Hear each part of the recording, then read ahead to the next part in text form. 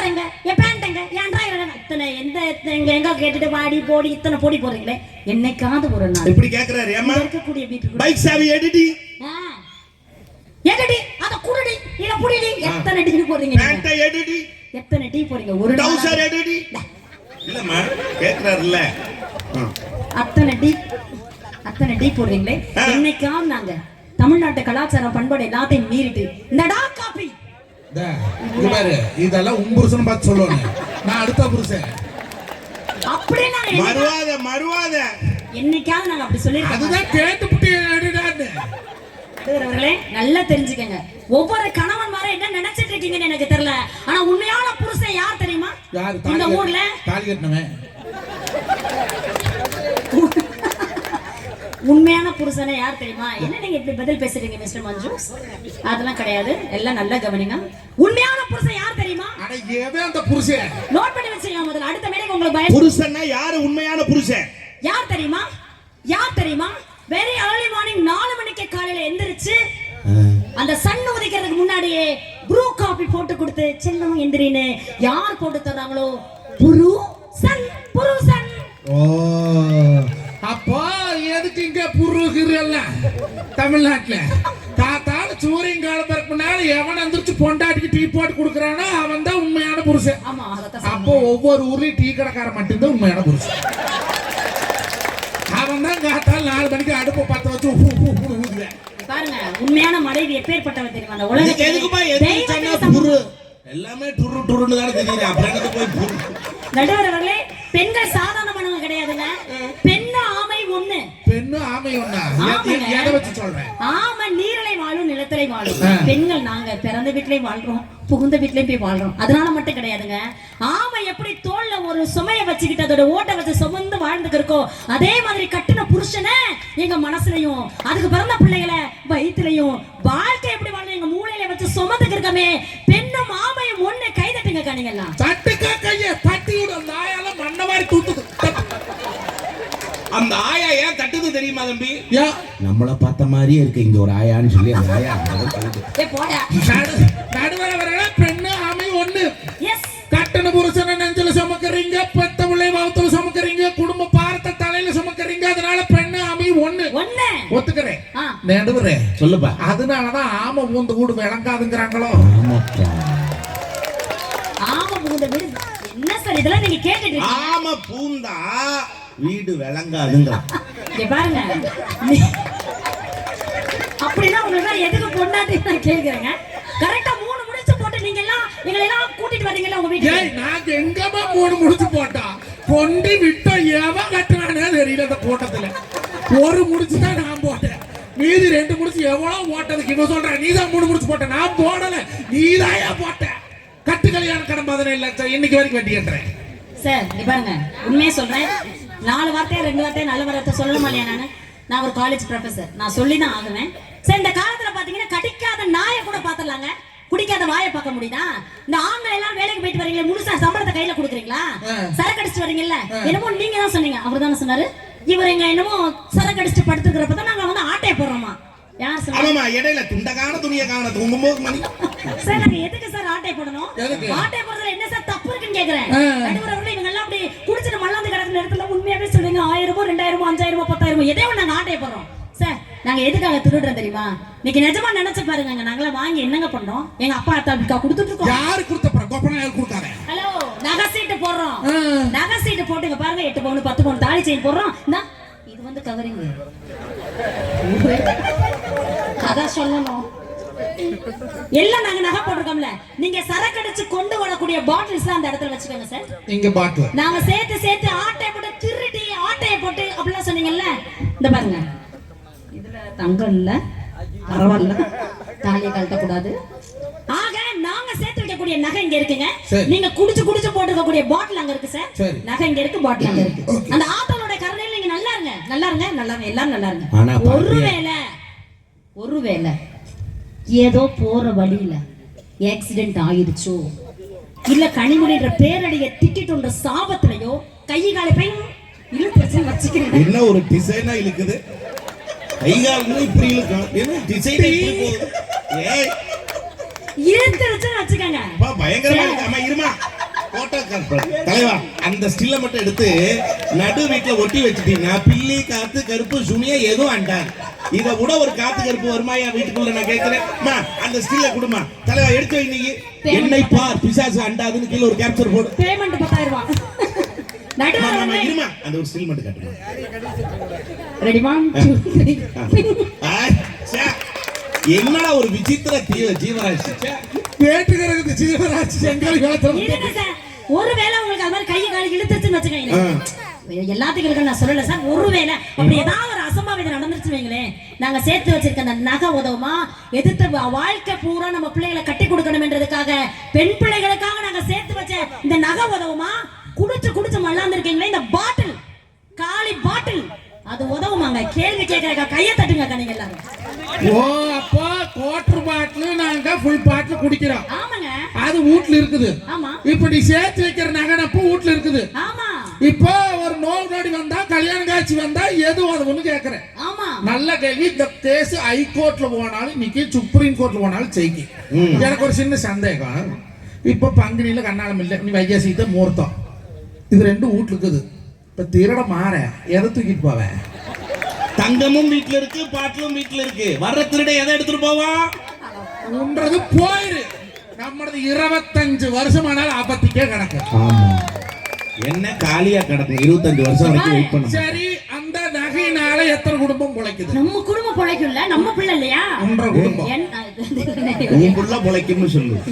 அதாவது அந்த நகையினால உன்ற ஒரு குடும்பம் பொழைக்குது. கண்டிப்பா. இப்ப அதை கொண்டு அடமானம் வைக்கிற 4 பவுன், ஒரு இன்னைக்கு மதிப்பு பார்த்தா ஒரு 40,000 போது போகணும், 1,60,000, ஒரு 4 மாத்து கொண்ட குடும்பம் திங்கின்னு வை. கண்டிப்பா. இந்த பாட்டில் வச்சு எத்தனை குடும்பம் பொழைக்குதுன்னு கேட்கிறேன். காலி பாட்டில வச்சா? ஆமா, காலி பாட்டில வச்சு. நீ படிச்சவதானா? ஆமா, சொல்றேன். நீ வா. ஒரு பாட்டில போய் ஒரு ஃபுல் பாட்டில் இப்ப பிளாக் கோல்டோ 18 கடையில் போய் வாங்கினா, அந்த வாங்கின பாட்டில் அப்படியே குடிக்க முடியாது. 4 லிட்டர் தண்ணி வாங்குவோம். தண்ணி விக்கிற குடும்பம் பொழைக்குதா? என்ன இந்த தண்ணி பாட்டில் விக்கிறான்ல, அவன் குடும்பம் பொழைக்குமா? அந்த 4 லிட்டர் தண்ணி ஒரு குவார்டர் தான் ஒருத்தர் கெப்பாசிட்டி. எச்ச அடிச்சா மட்டையாயிடுவேன். அப்ப 4 பேர் சேர்ந்து 2 கடிப்போம். கப்பு வாங்குவோம், 4 கப்பு. அப்ப கப்பு உற்பத்தி பண்ற குடும்பம் பொழைக்குதா? ரெண்டாவது குடும்பம் அது அப்படியே குடிக்க முடியாது. கொஞ்சம் உப்பு கடை, அதுக்கப்புறம் வந்து ஊருக்கா நீ எடுத்து உப்பு கறி, அப்புறம் ஒரு சுண்டல். சரி, எண்ணிட்டு அவங்க குடும்பமா? உப்பு கறி விக்கிறவங்க குடும்பம். கோழி ஒருத்தமா எடுத்துவேன், வெங்காயம் ஒருத்தமா எடுப்பேன். அப்ப அதெல்லாம் சேர்த்து குடும்பம் பொழைக்குதுல. 4 குடும்பம். சுண்டல் பல்லடத்துல இருந்து வேற அவங்க குடும்பம் பொழைக்குதுல. அது அப்படியே குடிக்க முடியாது. ஒரு சிகரெட் இழுத்து விட்டாத்த கப்புன்னு உள்ள இறங்கு. 6வது குடும்பம். கடைசியா கிளைமேக்ஸா ஒரு பொவன்டோ வாங்கி அடிக்கணும். அப்பதான் வாசம் இல்லாததுக்கு பொண்டாட்டிட்டு செருப்படி வாங்காது இருப்போம். 7 எல்லாம் குடிச்சது கொமட்டிட்டு வெளியே வராது இருக்கிறதுக்கு அந்த பட்டை ஊறுகாய் எடுத்து 8 குடும்பம். நான் குடிச்சு போட்ட அந்த பாட்டில் தூக்கி போட்டேன்னு வைக்க, எவனா ரோட்ல வரவும் பொறுக்கி போட்டு ஐஸ் வாங்கி தின்பேன். 9 குடும்பம் பழக்குதா? உன்ற நகையால எத்தனை குடும்பம் பழச்சது? ஏன் ஒரே குடும்பம்? பாட்டிலால எத்தனை குடும்பம் பழச்சது? 10 குடும்பம். அப்ப நீ பெரியாளா நான் பெரியாளா? ஆஃப்டர் ஆல் இந்த நகைனால ஒரு குடும்பம் கொண்டாட்டி கூடுறப்ப இப்பெல்லாம் நீ கை தட்டலாமா? ஒரு குடும்பம் ஜெயிச்சிச்சு. ஆனா உங்களுடைய இந்த பொட்டல் சேவைனால 10 குடும்பம் ஜெயிச்சிச்சு. 10 குடும்பம் ஜெயிச்சிச்சு, வாழ்ந்துச்சு, எல்லாம் சரிதான். உன் குடும்பம் நடுத்தருவுல நிக்குதுன்றத முதல்ல மறந்துடாதீங்க. அருமை உறவுகளே, அதுலதான் சிக்கலுங்க. தயவு செய்து குடிச்சிட்டு வாகனத்தை ஓட்டாதீங்க. நம்மளை நம்பி வீட்டுல பொண்டாட்டி பிள்ளைங்க இருக்கிறாங்க. தண்ணி போடுங்க, ஓரமாக்குவோம், சாப்பிட்டு வீட்டுல கப்புன்னு படுத்துக்குங்க. வண்டி தூக்கிட்டு போய் இன்னைக்கு எத்தனையோ குடும்பம் நடுத்தருவில் நிக்குது. ஹெல்மெட் அணியாமல் வாகனம் ஓட்டாதீர்கள், சீல்பெட் அணியாமல் கார் ஓட்டாதீர்கள். நம்மை நம்பி நம்ம பிள்ளை குட்டிகள் இருக்குது என்பதை நகைச்சுவையா சொல்றதுக்காகத்தான் இந்த காமெடி நாங்க சொல்றோமுங்க. கனிமொழி தொடர்ச்சியா பேசுவாங்க. அடுத்தது படுகளம் இருக்குது. ஒருத்தர் வீட்டுக்கு போயிடாதீங்க. எலுமிச்சுங்க மந்திரிச்சு வச்சுட்டு நடுவர் அவர்களே 2 விஷயத்தை சொல்லி நடுவர் அவர்களே, நிஜமா நான் ஒரு விஷயம் சொல்றீங்க. நான் கரெக்டா ஊருக்குள்ள வந்தோடனே பார்த்தேன், நிறைய வீடுகள் இருக்குங்க. கல்யாணம் பண்றதுக்கு முன்னாடியே ஆண்களுக்கு 1008 பிரச்சனைகள் இருக்கும். ஜாலியா ஃப்ரெண்ட்ஸோட சுத்துறதா வாழ்க்கை நினைச்சிட்டு இருப்பாங்க. சரக்கு அடிக்கிறது, தண்ணி அடிக்கிறது எல்லாம் ஜாலி நினைப்பாங்க. அவங்க அம்மா என்னமா நினைப்பாங்க? ஆடி போய் ஆவணி வந்தா என் பிள்ளை டாப்ல வந்துடும், என் பிள்ளைக்கு ஒரு கால் கட்டு போட்டா சரியாயிரும் அப்படின்னு சொல்லுவாங்க. சார், கால் கட்டுனா என்ன தெரியுமாங்க? கேர்ள் கட்டுன்னு அர்த்தம். ஒரு பெண் கரெக்டா ஒரு குடும்பத்துக்குள்ள வர்றானா ஒரு ஆண் மகன் தலை நிமிர்ந்து நிற்க முடியும் என்பதற்காக தான் கால் கட்டுன்னு சொன்னாங்க சார். அதான் மணமகளே மருமகளே வா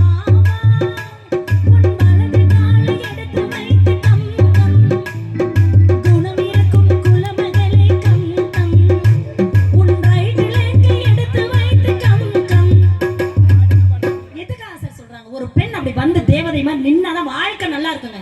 இப்ப நான் என்ன கேள்வி கேட்கிறேன், உங்களுக்கு கேட்ட கரெக்டான கேள்வி என்னன்னா, ஆண்களுடைய உழைப்பு அதிகமா இருக்கா பெண்களுடைய பொறுப்பு அதிகமா இருக்கா? இதானே சார் நான் முதவே சொன்னேன். பல வருஷத்துக்கு முன்னாடி எங்க பாட்டிமா எங்க அத்தமாலாம் இருக்காங்க இங்க, இவங்களுக்கு எல்லாம் இந்த தலைப்பு நீங்க வச்சிருந்தீங்கன்னா ஆண்கள் உழைச்சாங்க சார். ஆனா இன்னைக்கு பெண்களும் சேர்ந்து உழைத்து கொண்டு இருக்கிறார்கள். தயவு செஞ்சு மறந்துடாதீங்க. சொன்னாங்க சார், படிதாண்டா பத்தினி. நாங்க ஒரு பெண் படிதாண்டாம இருந்தாதான் அவ பத்தினியா இருக்க முடியும் சொன்னாங்க சார். உண்மை என்ன தெரியுமா? அப்ப பல வீடுகளில் ஒரு பெண் படிதாண்டி போய் சம்பாதித்து விட்டு வந்தால்தான் அந்த குடும்பமே பட்டினி இல்லை என்கின்ற அளவிற்கு பெண்கள் எல்லாம் சம்பாதிக்க ஆரம்பிச்சிட்டாங்க. நிறைய படிச்சுட்டாங்க, வேலைக்கு போறாங்க. படித்த பெண்களாக இருந்தால் ஐடி கம்பெனி, படிக்காத பெண்களாக இருந்தால் நைட்டி கம்பெனி. ஆக மொத்தம் நாங்களும் சம்பாதிக்கிறோம். என்ன பிரச்சனை? பொறுப்பு. இவ்வளவுதானே? அப்ப நாங்களும் சம்பாதிக்கிறோம்ல, உழைக்கிறோம்ல, முடிஞ்சு. பொறுப்பு அதை மட்டும் யோசனை பண்ணி பாருங்க சார். நான் முதவே சொன்னேங்க, பிள்ளை வளர்ப்பு. என் பிள்ளைங்க 10 வயசு ஆகுது என் பிள்ளைக்கு. போன வாரத்துக்கு முன்னாடி பயங்கர காய்ச்சக்கா கூப்பிட்டீங்க வாடாச்சல, ஒரு மாத்திரை முழுங்க மாட்டேன்ட்டான். ஏன்? அவன் ஒரு அறிவாளி பெத்த அறிவாளி. யாரு தெரியுமா அந்த அறிவாளி? நான் தான். தேங்க்யூ. நீ தான். நான் எதுவும் சொல்லலம்மா, பேசு சார். நிஜமாவே கூப்பிட்டு பாத்தீங்க அவன் முழுங்க மாட்டான்னு நானே என் கையால யூடியூப்ல பார்த்து குலாப் ஜாமுன் செஞ்சிருந்தேன். YouTube sir. குலாப் ஜாமுன் எடுத்தேன், நடுவுல பேராசிட்டமால் மாத்திரை சொருகி இந்த இடத்துல சாப்பிடுறானே தின்னு விட்டு விளையாட போயிட்டாக்கா. எவ்வளவு ஒரு நாசுக்கா ஒரு அம்மா ஸ்தானத்துல இருந்து என் பிள்ளை எப்படியாவது அந்த மாத்திரையை சாப்பிடலான்னு முடிவு பண்ணிட்டு நான் செஞ்சிருக்கிறேன். தின்னு விட்டு விளையாட போனவங்க காய்ச்சல் சரியாகவே இல்லை. கூப்பிட்டீங்க வாடா செல்லும், குலாப் ஜாமுன் சாப்பிட்டு எப்படி இருந்துச்சுன்னு கேட்டேன். அவன் சொல்றான், அம்மா குலாப் ஜாமுன் வெரி டேஸ்ட். நடுவுல இருந்த கொட்டை கசந்துச்சுமா, துப்பிட்ட வாங்குறாங்க. எவ்வளவு கஷ்டப்பட்டு ஒரு பிள்ளையை வளர்த்தவே ஒரு ஆணால வளர்க்க முடியுமாங்க? இதுக்குதான் யூடியூப்ல பார்த்து அந்த குலாப் ஜாமுனை செஞ்சியம்மா. நடுவர்களே வேற வழி என்ன செய்ய முடியும்? நடுவர்களே நாங்கள் எல்லாரும் வேலைக்கு போறோங்க. நிஜமா நினைச்சு பாருங்க, உயர் பதவிகள் இருக்கக்கூடிய பெண்கள் எவ்வளவு பேர் போறாங்க. குடும்பத்தை பார்க்காம இருக்கமா? செருப்ப கலட்டுற இடத்துல எங்களுடைய உயர் பதவிகளையும் சேர்த்து கலட்டி வைத்து விட்டு குடும்பத்துக்குள்ள நுழையிறப்போ ஒரு அம்மாவா, ஒரு மனைவியா, ஒரு தங்கச்சியா, ஒரு நாத்தனாரா, ஒரு நங்கையா நாங்க நுழையிறமே, உங்களுக்கு எப்படி சார் பொறுப்புல நீங்க பேச முடியும்? நடுவர்களே ஒரு குடும்பத்துல ஒரு பையன் இருக்கான், பொண்ணு இருக்கான், அப்பா எல்லாம் இருக்காங்க. அப்பா ரத்தம் நல்லா இருக்க வரை நல்லா உழைப்பாங்க. அவரு யாராலையும் வந்து சொல்லவே முடியாது. அப்பான்ற ஒரு தெய்வத்துக்கு சமானமான. இப்ப கணவன்ற கான்செப்ட் மட்டும்தான். நடுவர்களே ஒரு அப்பாங்கிற ஸ்தானத்துல இருக்கக்கூடிய ஒரு கணவன் ஒவ்வொரு நாளும் கேட்பாரு, என்னடி சாப்பாடு, என்ன சாப்பாடு, என்ன சாப்பாடு அப்படி கேட்டுக்கிட்டே இருப்பாருங்க. ஒரு மனைவி என்பவள் அந்த குடும்பத்துல இறந்து போயிட்டான்னு வச்சுக்கோங்களேன், ஒருவேளை இறந்து போயிட்டான்னு வச்சுக்கோங்க, என்னமாகும்? என்னமா சார் ஆகும்? என்ன சாப்பாடு, என்ன சாப்பாடு அப்படின்னு கேட்டுக்கிறவருடைய வாழ்க்கை எங்க சாப்பாடுன்னு கேட்கக்கூடிய அளவிற்கான கேள்வி கணையவை முடியும் சார். மறந்துடாதீங்க. ஓடி வந்து ஒரு பையன் வீட்டுக்குள்ள வரான்னு வைங்களேன், சாயந்தரம் ஸ்கூல் விட்டு வந்தோடனேம்மா பென்சில் எங்கம்மா, பேனா எங்கம்மா, ரப்பர் எங்கம்மா, அத்தனை கேள்வி கேட்பான். கரெக்டா ஸ்கூல் விட்டு வீட்டுக்கு வர்றப்ப அப்பா மட்டும் வீட்டுல இருந்தாங்களே, அத்தனை கேள்வி அம்மாட்ட கேட்கிறவன், பென்சில் எங்க, பேனா எங்க, ரப்பர் எங்கன்னு கேள்வி கேட்கிற அந்த பையன் அப்பா மட்டும் வீட்டுல இருந்தா ஒரே கேள்வி கேட்பா சார், அப்பா அம்மா எங்கப்பா, இது மட்டும் தாங்க கேட்பான். இதிலே ஒட்டுமொத்த பெண்களுடைய பொறுப்பு மடங்கி விட்டது. நிறைவா இப்படி சொல்லி முடிக்கிறீங்க. ஒரு பெண்ணாய் பிறந்தவள் நாங்க எப்பேற்பட்ட சபிக்கப்பட்ட நபர்கள் தெரியுமா? ஒரே குடும்பத்துல பையனும் பிள்ளையும் வளர்ந்தெடுப்பாங்க. அண்ணன் தம்பின்னு அவ்வளவு சந்தோஷமா இருப்பாங்க. ஒரு குறிப்பிட்ட வயசு வந்ததுக்கு அப்புறமா நகை நட்டுலாம் போட்டு கட்டி கொடுத்துருவீங்க. பிறந்த வீடு கல்யாணத்துக்கு அப்புறமா எங்களுக்கு பிறந்த வீடாவா இருக்கும்? நாங்க விருந்தாளிகளா தாங்க வந்துட்டு போகணும். நினைச்சு பாருங்க. சரி நாங்க புகுந்த வீடாவது போறோம், அது எங்களுடைய வீடா கிடையாது. அங்க நாத்தனார் இருப்பாங்க, நங்க இருப்பாங்க, கொழுந்த இருப்பாங்க, மச்சங்கார் இருப்பாங்க. அதுவும் எங்க வீடு இல்ல. பொண்ணா பிறந்தவளுக்கு தாங்க பிறந்த வீடும் சொந்தம் இல்ல, புகுந்த வீடும் சொந்தம் இல்லாம அநாதைகளாக வாழ்ந்துட்டு எங்களுக்கு யார் சார் அடைக்கலமா இருக்கணும்? கட்டின புருஷன் தாங்க இருக்கணும்.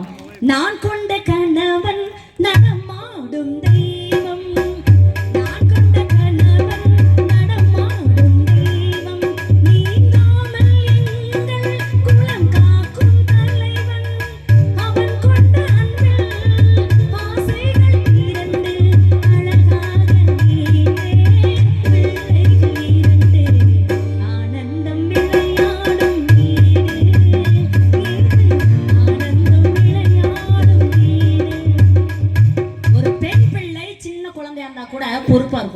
அப்பாவுக்கு உடம்பு சரியில்லை ஓடி வந்து நிக்குங்க. அப்பா உடம்பு சரியில்லையாப்பா? என்னப்பா செய்யுது உனக்கு? ஆசையா கேட்கும். அப்பா தலைவலின்னு படுத்திருக்காரா, சத்தம் போடாதடா அப்படி என் மகனை பார்த்து சொன்னா அவன் கேட்கறான். அப்புறம் தலைவலிக்க தலைவலியா என்னம்மா அப்படின்னு கேட்பாங்க. ஆனா ஒரு பெண் பிள்ளை அப்படி செய்யவே செய்யாது சார். அப்படியே அழகா பட்டு பாவோட போட்டிருப்பா, கொலுசு சத்தம் கூட அப்பாவை டிஸ்டர்ப் பண்ணக்கூடாதுன்னு மெதுவா நடந்து வந்து தைலமே இல்லாத பாட்டில கைய விட்டு எடுத்து பொட்டுக்குழியில அப்பாவுக்கு வச்சு, அப்பா தலைவலி சரியாயிரும்பா அப்படி பேசக்கூடிய பிஞ்சு மழலை சொல்ல அப்பாவோட தலைவலி காணா போயிருனா பெண் பிள்ளைக்கு பொறுப்பு இல்லையா சார்? சார் தள்ளாத வயசுல கூட நிர்வாணமா நிக்க வச்சு தன் தந்தையை குளிப்பாட்டுகிற வரை அத்தனை பொறுப்புகளையும் சுமந்து கொண்டிருக்கிறது பெண் என்ற தெய்வங்கள் தான். ஆகவே பெண்களுடைய பொறுப்பு தான் நாட்டிற்கும் வீட்டிற்கும் என்றென்றும் நிலைத்திருக்கிறது என்று நல்லதறிவிப்பை நீங்கள் வழங்க வேண்டும் என்று கேட்டுக்கொண்டு வியக்க வைத்த ரசிகர் புட்டாளங்களை நேரத்தின் அருமைகிறது விடைபெறுகிறேன். உங்கள் கனிமொழி. நன்றி. நல்லா அருமையான பேச்சு. பொதுவா ஒரு பேச்சாளன் ஒரு 5 நிமிடத்தில் என் தீர்ப்புரை, அதற்கு பிறகு நீங்கள் ஆவலோடு எதிர்பார்த்து காத்திருக்கிற நம்முடைய குலத்தினுடைய பெருமை மட்டுமல்ல, இந்த உலகத்துமே உணர்ந்து கொள்ளக்கூடிய ஒரு அற்புதமான படுகளம் தம்பி மஞ்சுநாதனுடைய தன்மையால் அமைய இருக்கிறது. ஆனால் அவசியம் கேளுங்க. உண்மையிலுமே டாக்டர் கனிமொழி அவர்களுக்கு ஒரு நல்ல கைதட்டல் கொடுக்கலாம். ஏன்னா அடுத்தவர்களை மகிழ்ச்சி படுத்துவதற்காக, அடுத்தவர்களை காயப்படுத்தாமல் தன்னையே கேலி பொருளாக்கி அடுத்தவர்களை மகிழ்விப்பது என்பது ஒரு பெரும் கலை. அந்த கலையினை கைவசமாக கொண்டு இத்தனை பேரை இந்த நேரத்தில் சிரிக்க வைத்திருக்கிறீர்கள் என்று சொன்னால் நீங்கள் மோட்ச பாதையில் தான் பயணித்துக் கொண்டிருக்கிறீர்கள் என்பதிலே எந்த மாற்று கருத்தும் இல்லை. 4 பேர் சிரிக்கணுங்க. நம்மளை பார்த்து 4 பேர் சிரிக்க கூடாது, அவ்வளவுதான் விஷயம். நம்ம மத்த ஒரே விஷயம், நல்லா வாழ்ந்திருக்கிறவங்களுக்கு என்ன அடையாளம் தெரியுங்களா? இங்க நிறைய பெரியவங்க இருக்கீங்க, நான் சுருக்கமா சொல்றேன். நான் நல்லா வாழ்ந்திருக்கேங்கிறதுக்கு ஒரே அடையாளம் என்ன தெரியுங்களா? என்னால 4 பேர் சிரிச்சா சார் வாழ்க்கையில அப்படின்னு சொல்ல முடியாட்டியும் பரவாயில்ல, என்னால ஒருத்தன் கூட அழுததில்லை சார் அப்படின்னு சொல்ற மாதிரி வாழுங்க. அதுதான் நல்லா வாழ்ந்த வாழ்க்கைக்கு அடையாளம். அடுத்தவர்களின் புன்னகைக்கு நாம் காரணமாக இல்லாவிட்டாலும் பரவாயில்லை அன்பிற்குரியவர்களே, வாழ்க்கையில் அடுத்தவர்களின் கண்ணீருக்கு என்றைக்கும் நாம் காரணமாக இருந்துவிடக் கூடாது. இந்த தலைப்பு வச்சாங்களே, ஆண்களின் உழைப்பா பெண்களின் பொறுப்பா. உண்மையிலுமே இந்த இசை கலைஞர்களுக்கு ஒரு நல்ல கைதட்டல் கொடுங்க. அதுல செந்தில் எங்களோட வழக்கமா பயணப்படுறவர். ஆனா sir Rajkumar sir orchestra player. அவர் ஆர்கெஸ்ட்ராவில் 30 பாட்டு 25 பாட்டு ஒரு 3 மணி நேரம் பாடுறாங்கன்னா அடுத்தடுத்தது என்னங்கிறது அவங்களுக்கு ஒரு நோட் கொடுத்துருவாங்க. என்ன ஸ்கேல்ல பாடுறாங்கன்னு தெரியும். ஏன்னா அவங்களாம் பரம்பரை பாடகர்கள், பயிற்சி பெற்றவங்க. ஆனா என்ன பாட்டு வரும்னு தெரியலனாலும் அதற்கு ஏற்ப தன்னை தகவமைத்துக் கொண்டு அந்த பாடலுக்கு உயிரோட்டமாக இசை கொடுக்கிற இந்த கலைஞர்கள் பெரிய விஷயம். உண்மையிலுமே இந்த 4 பேச்சாளர்கள் நடுவர் உள்ளிட்ட எங்கள் பேச்சால் இந்த நிகழ்ச்சி வெற்றியான கேட்டா சத்தியமா இல்ல. இந்த மாகாளித்தாய் மாரித்தாய் சத்தியமா சொல்றேன். பிறகு நாங்க நல்லா பேசுனதுனால நீங்க கேட்டீங்களா? இல்லை, நீங்கள் நன்றாக கேட்டதால் தான் எங்களால் நன்றாக பேச முடிந்தது. நீங்க மட்டும் கொட்டாய் விட்டு உட்கார்ந்து இருந்தீங்கன்னு வைங்க, ரொம்ப கஷ்டம். ஆனால் ஒரு பட்டிமன்றத்தை வெற்றியடைய வைக்கக்கூடிய ரசிப்பு, அந்த உணர்வு செங்காலிபாளையத்திலே மிக அற்புதமாக இருக்கும். ரொம்ப பெருமைப்படுறோம். சரி, இப்ப என்ன, ஆண்களா பெண்களா? ஆண்களின் உழைப்பா பெண்களின் பொறுப்பா? அவங்க விட்ட இடத்துல இருந்தே நான் தொடர ஆசைப்படுறேன். ஒரே ஒரு வார்த்தை சொன்னாங்க, மனைவி, மகள், அம்மா. இந்த 3 தான் அதிகமாக எடுத்து பேசப்பட்ட பெண்மைக்கான அடையாளங்கள். அம்மா, மனைவி, மகள். சத்தியமா சொல்றேன், மகளை பெற்ற அப்பாக்கள் எல்லாம் புண்ணியசாலிகள். சத்தியமா சொல்றேன். ஏன் தெரியுங்களா? செத்து போன அம்மாவை பல அப்பாக்கள் தன் மகள் வடிவத்தில் தான் பார்த்து கொண்டிருக்கிறார்கள். உண்மையா இல்லைங்களா? அப்ப இவங்க நல்லா சொன்னாங்க, அம்மா இல்லைன்னா முடியுமா சார்? சில பேர் சொல்றான், நாங்க மேடைக்காக சொன்னாலும் பொண்டாட்டி டார்ச்சர் சார், அதனால குடிக்கிறேன். சொல்லாதீங்க. அப்படி ரொம்ப டார்ச்சரா இருந்தா விஷத்தை குடிச்சிட்டு போயிடலாம், தப்பே இல்லை, அதை குடிக்கிறது. என்னடா நடுவர் இப்படி சொல்றாருன்னு யோசிக்காதீங்க. ஏன் தெரியுங்களா இப்படி சொல்றேன்? விஷத்தை குடிச்சு செத்துட்டானா ஒரு நாள் தான் சார் அந்த குடும்பத்துல அழுக. ஆனா குடிச்சிட்டு சாக்கடையில விழுந்து கிடந்தா ஒவ்வொரு நாளும் அந்த குடும்பம் அழுது தீர்க்கிறதே யார் பதில் சொல்றது? என் புருஷன் ஒரு குடிகாரன் அப்படின்னு சொல்றதுக்கு ஒரு பெண்ணுக்கு அசிங்கம், ஒரு பெண்ணுக்கு கூச்சம், ஒரு பெண்ணுக்கு கஷ்டம். நான் இல்லைன்னு சொல்லல. அதை விட கொடுமை எது தெரியுமா? எங்க அப்பா ஒரு குடிகாரன்னு ஒரு மகனோ மகளோ சொல்வது, அதை விட வேதனை இந்த உலகத்தில் என்ன இருக்க முடியும்? யோசிச்சு பாருங்க. 4 பேர் நடந்து செல்லக்கூடிய தெருவுல போதை தலைக்கேறி அப்படியே படுத்து கிடக்குறானே, வர்றது யாருன்னு தெரியாம. யோசிச்சு பாருங்க. நம்முடைய நிகழ்கால சங்கடங்களிலிருந்து விடுபடுவதற்கு மது என்கிற பாதை ஒரு தீர்வு அல்ல என்பதை தயவு செய்து புரிந்து கொள்ளுங்கள். அது சத்தியம். ஏன்னா குழந்தைகளிடத்திலே அன்பாக பேசுகிற எந்த அப்பனும் சாராயத்தை தொட மாட்டான் சார். நான் சத்தியமா சொல்றேன். கொஞ்சம் பேசுங்க. சாராயத்தை தொட்டுட்டு நண்பர்களோடு பேசினாதான் நிம்மதி நினைக்காதீங்க. மகள்களோடு மகன்களோடு உறவுகளோடு அமர்ந்து பேசுங்க சார். அதுதான பிரச்சனை. இப்ப ஒரு வித்தியாசமான கேஸ் வந்தது நீதிபதிட்ட. அந்த அம்மா தான் சொல்லுச்சு, அந்த ஆளுக்கு எனக்கு ஆகாது, பிடிச்சு விட்டுருங்க. ஏமா? எங்கிட்ட அந்த ஆள் பேசவே மாட்டேங்கிறாரு. நீதிபதி வீட்டுக்காரனை கூப்பிட்டார். என்னையா பொண்டாட்டி இப்படி சொல்ற? என்ன? அமைதியாவே இருந்தான். நான் நீதிபதி கேட்கிறேன், அமைதியா இருக்க. அமைதியாவே இருந்தான். பாரு, நீதிபதி வார்த்தைக்கு கட்டுப்பட்டு பதில் பேசலன்னா கண்டெம்ட் ஆஃப் த கோர்ட், நீதிமன்றத்தை அவமதித்ததாக அர்த்தம், தூக்கி உள்ள வச்சிருவேன். அமைதியாவே இருந்தான். பேசுறியா என்னடா? இப்பதான் மெல்ல பேசினான். ஏன் டென்ஷன் ஆகுறீங்கன்னா, ஏன் டென்ஷன் ஆகுறீங்கன்னா, ஏண்டா அந்த அம்மா பேசினா நீ ஏன் பேசவே மாட்டேங்கிறியா? பொண்டாட்டிட்ட பேசவே மாட்டேங்கிறியா? ஏன்? இவன் மெல்ல சொன்னான். அவன் நிறுத்தினாதான சார் நான் பேசுறதுன்னா. பேசிக்கிட்டே இருக்குது சார். சிலதெல்லாம் வீட்டுல ஏன் பேசுறதுன்னே தெரியல, எதுக்கு பேசுறதுன்னே தெரியல. ஆரம்பிச்சு விட்டா அது வாட்டுக்கு பேசுது. வீட்டுல இருந்தாலும் பேசுது, வெளியில போனாலும் பேசுது. ஒண்ணு அங்க பேசுது, ஒண்ணு இங்க பேசுது. ஆனா ரெண்டும் ஒன்ன பத்தி தான் பேசுது. ஆனா ரெண்டும் ஒண்ணுக்கு ஒண்ணு பேசிக்கிறது இல்ல.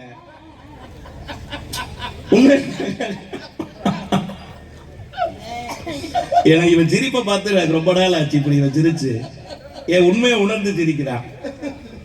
பையனா அம்மா திட்டி பேசுறா, புருஷனா பொண்டாட்டி திட்டி பேசுறா. இந்த 2 பேரும் இவங்க ஒருத்தர் தான் பேசுறாங்க. ஆனா இவங்க 2 பேரும் பேசிக்கிறதே இல்லை வாழ்க்கையில. யோசிச்சு பாருங்க. ஆனா இந்த மக சார், நான் ஒரு விஷயம் சொல்றேன். ஆண்களுக்கு தந்தைங்கிற ஒரு விஷயத்தை மட்டும் எடுத்து நான் முடிச்சிடுறேன். நான் இப்ப சமீபத்தில் ஒரு படம் பார்த்தேன். அந்த படத்து பேர் தெரியல. அப்படியே பஸ்ல வந்துட்டே இருக்கும்போது அந்த வீடியோ தான் பார்த்தேன். விதார்த் அப்படிங்கிற ஒரு நடிகர் அதில் நடிச்சிருந்தாரு. இந்த இறந்து போனார்ல ஒரு சீரியல் நடிகர், அவர் பேர் என்னப்பா?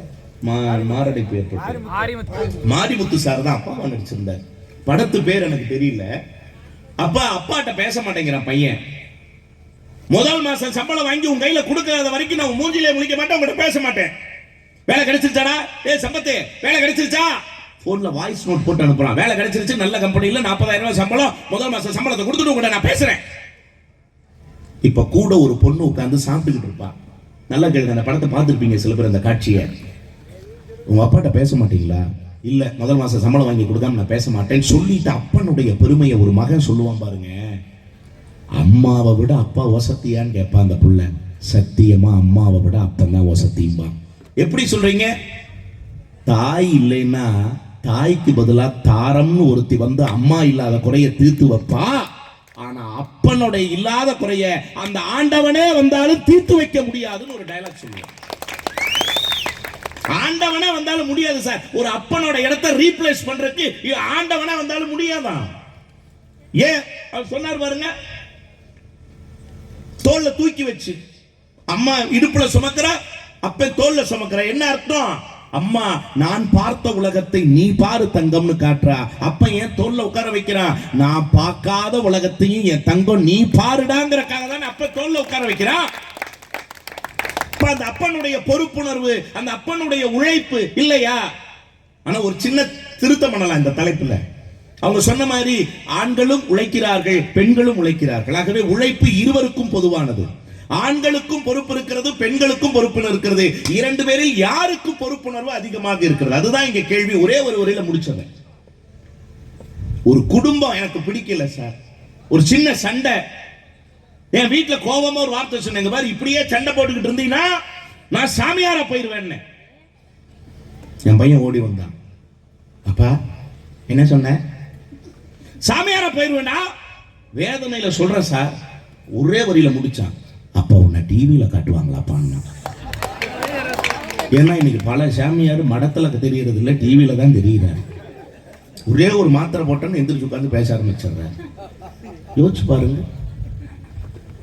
கை லாசானாலும் பரவாயில்லன்னு கைலாசா போயிடுறாங்க சில பேர். சாமியார போறாங்கிறீங்களே. ஒரு ஆண் நினைத்தால் மனைவியை துறந்து, மகளை துறந்து, மகனை துறந்து, தாய் தந்தையரை துறந்து ஒரே நைட்ல வீட்டை விட்டு போயிடறான் சார், குடும்ப வாழ்க்கையே வேண்டாம்னு. ஆனால் எந்த பெண்ணாவது பெற்றெடுத்த பிள்ளையை விட்டுவிட்டு போனால் என்று சரித்திரத்தில் ஒன்றை சொல்லிவிட முடியுமா? குடிச்சோ, பாக்கு போட்டோ, பீடி குடிச்சோ, சிகரெட் குடிச்சோ, ஏதாவது ஒரு நோய் வந்து 50 வயசுல குடும்பம் தலை தூக்கும் போது அப்பன் தலை சாஞ்சு போற மாதிரி கொடுமை ஏதாவது இருக்கா சார் உலகத்துல? சொல்லுங்க பாப்போம். ஏன்னா 49 வயசுல எங்க அப்பா இறந்தார். அப்ப எனக்கு 17 வயசு. ஒரு அப்பனை இழந்த மகனுடைய வலி என்னன்னு எனக்கு தெரியும். ஏன் தெரியுங்களா? எங்க அம்மா ரொம்ப பாதுகாப்பா வளர்த்தாங்க.